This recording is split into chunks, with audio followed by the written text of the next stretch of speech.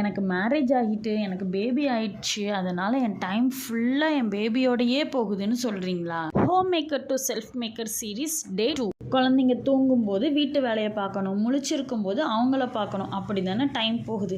டே 1ல் home maker அவங்க ரெஸ்பான்சிபிலிட்டியை பொறுத்து 2 to 5 hours ஒதுக்க முடியும்னு சொல்லியிருந்தேன்.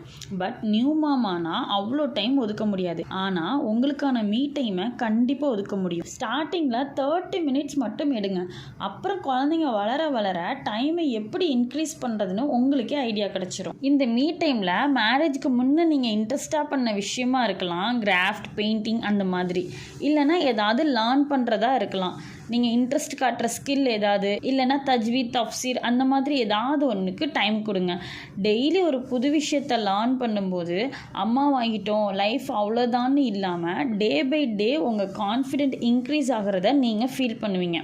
நியூ மாம்க்கு இந்த வீடியோவை ஷேர் பண்ணிவிட்டு எனக்கு சப்போர்ட் பண்ணுறீங்கன்னா என்னை ஃபாலோ பண்ணுங்கள். அஸ்ஸலாமு அலைக்கும்.